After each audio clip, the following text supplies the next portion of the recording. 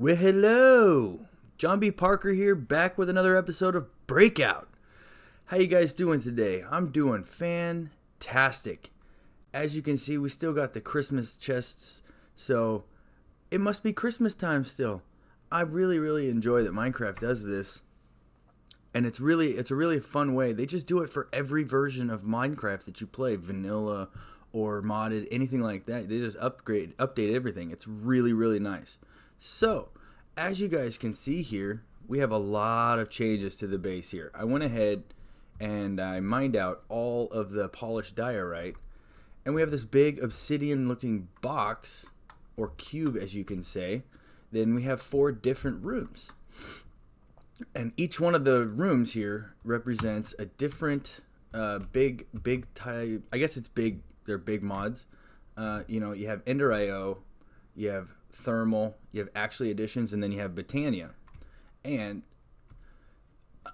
so if the point of this pack is to use each one of those different types of mods to acquire something really nice that will help us to break out of this, I wouldn't want to say tomb, but it's kind of like a tomb.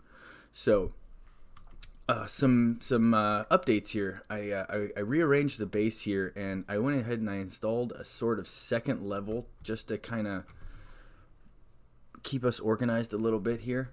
And as you can see, I have some piping down here. Let's go up here and look and see what's going on with that piping. We have all of our strainers set up. So I set one up with the fisherman strainer. I got a dense strainer right here, and then I have 2 just regular strainers. These solid ones are not that hard to make, especially now that we have access to iron in abundance. So we have our heavy oak sieve, our regular oak sieve, and so the process here with these pipes is I have a hopper set to auto output at each one of the strainers, and then I just had those going into these item ducts, which are easy to make because it's just, I believe it was just a let's see, it's just some tin and some lead. It's easy enough, and then you have to have servos on each one of those to help the auto output, and that's easy enough. It's just some iron nugs, some iron. The redstone, the way that we acquire redstone in this pack is from not that one. The easiest way to do it is to sieve the dust. So you just hammer down.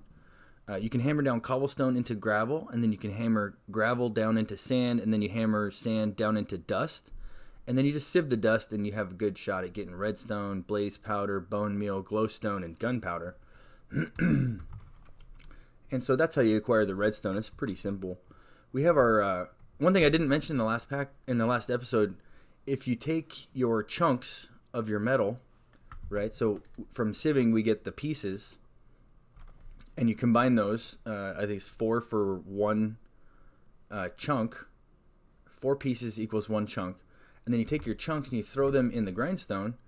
You have an opportunity to get to double your ores, right? So you have a 100% chance for one, and then a 90% chance for a second one, and that's really nice. So we have the potential for ore doubling, and so that's how I basically just sat here. I did a lot of work that I did off screen was really grinding, and sitting here holding this down because we don't have the automation for it yet. So this is still a little manual, and a lot of sieving and a lot of hammering.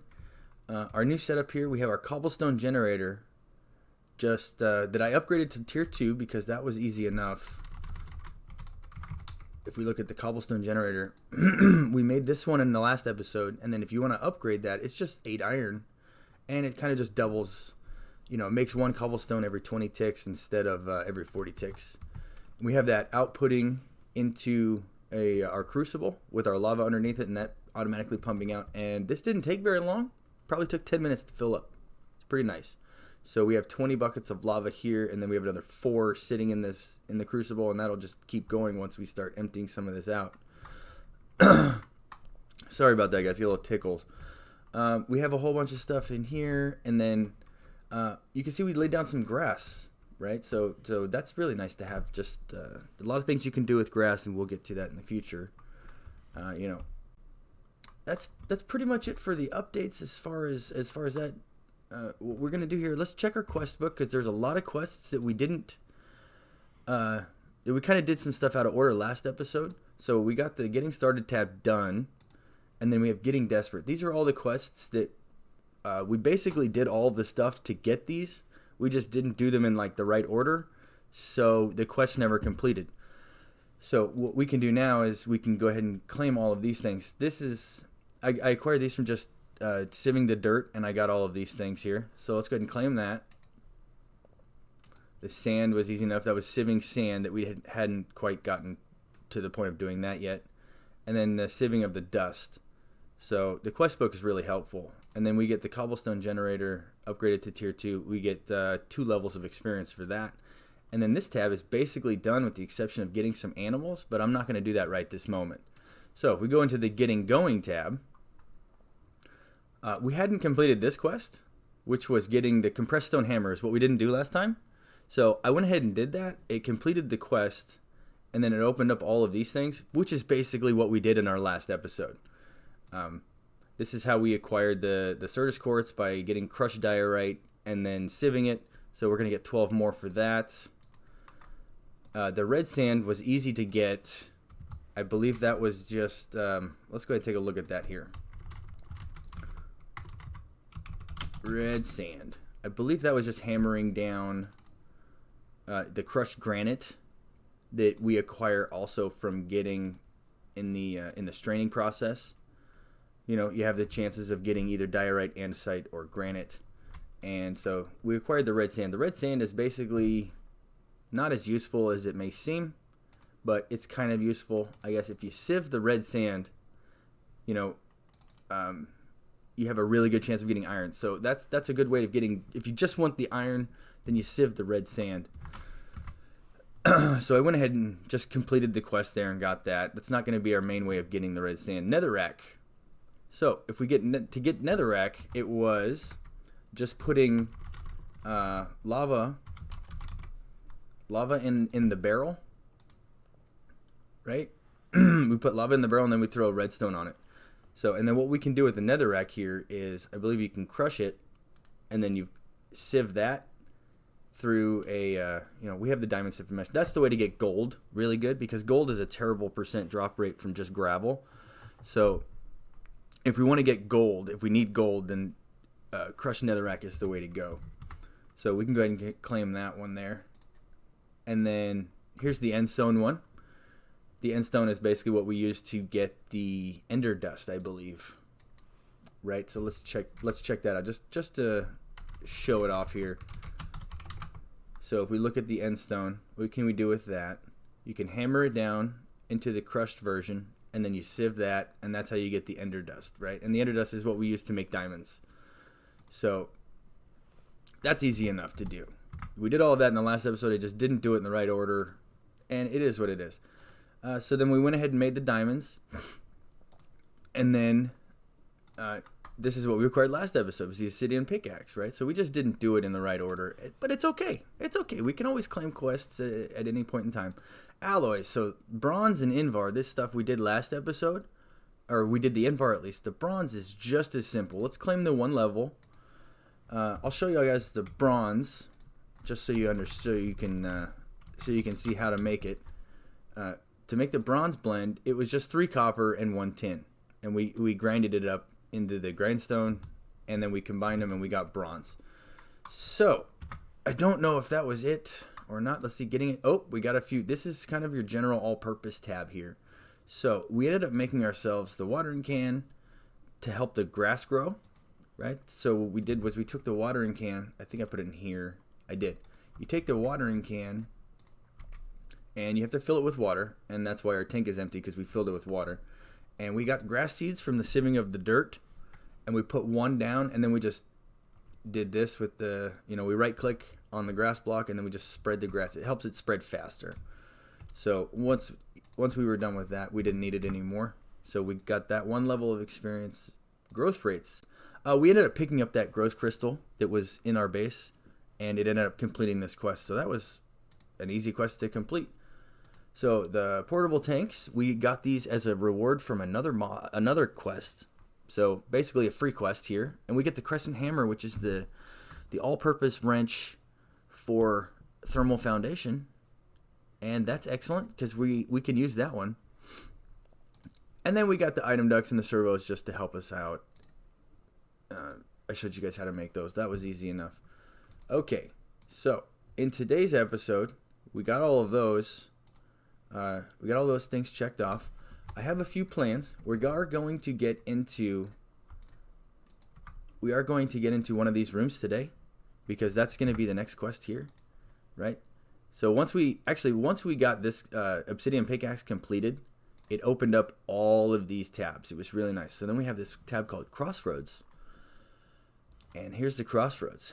As I clear away the shiny white stone, I seem to have arrived at a crossroads of sorts. 4 windows in 4 walls reveal glimpses of what is behind them. I long to explore them all, to spread out, and finally have space to work in, but the glass seems, if anything, harder than this new impenetrable shell. But I seem to have been given a gift. The label reads, Thea's super strong, awesome power pick, number 1 of 4. Guaranteed to break any block. Guarantee void after 2 uses. So, we got the polished diorite. What we get here is a pick of choice. And what this has got is got the mining level of impossible, so we can mine pretty much whatever we want with it. And then you get a console command, which is just going to be some noise. I don't know if I'm going to hear it or not, but let's go ahead and claim that pickaxe. And then what we can do is we can pick one of these 4 rooms to go into.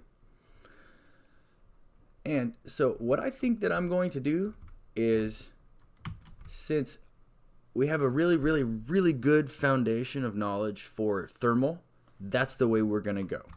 So I set up ladders here, and this is the thermal room. What we're going to do is we're going to use this pickaxe, and we're going to mine out the glass. Right here, we'll get 1. Come on, come on. Man, this is hard. This is hard. Oh, come on. We're almost there.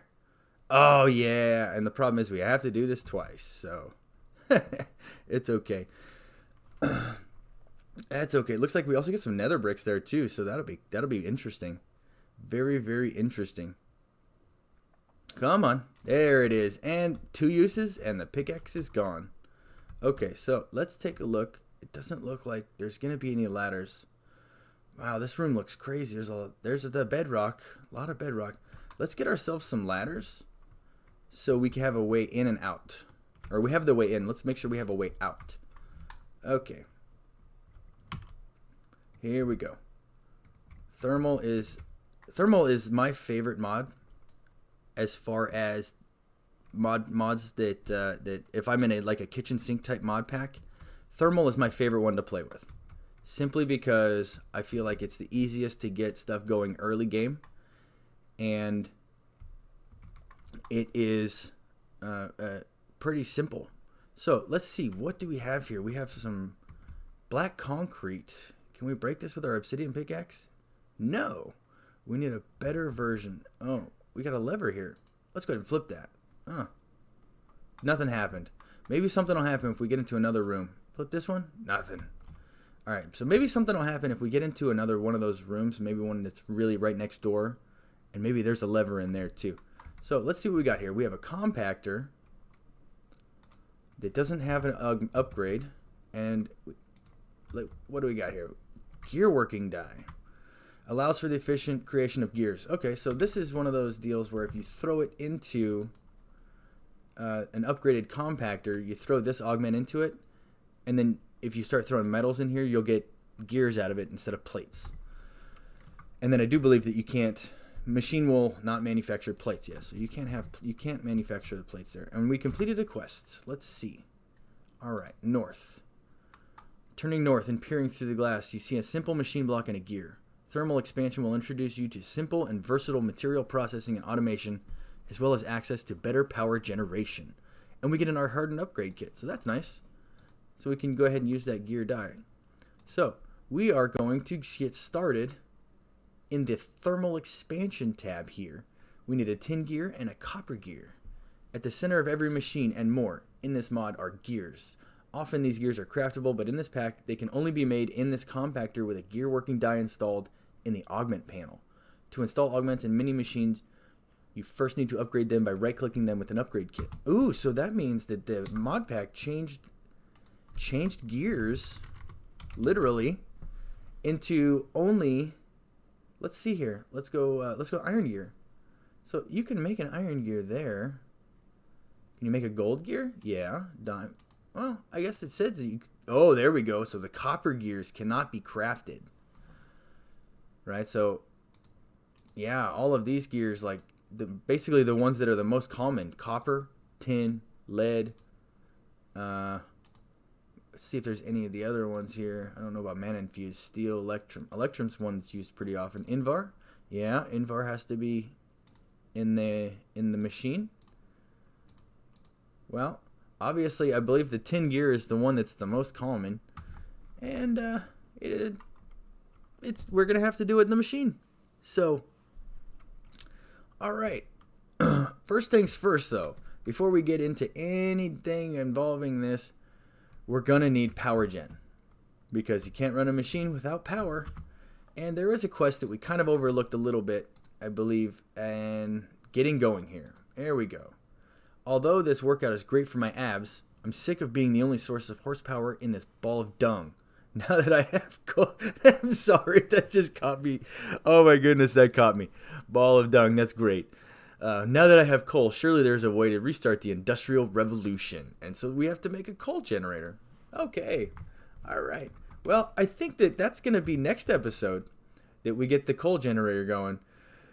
But I am very, very excited to get thermal expansion going, and I hope you guys are excited to see it in this context, because it's a little different than what we've done before.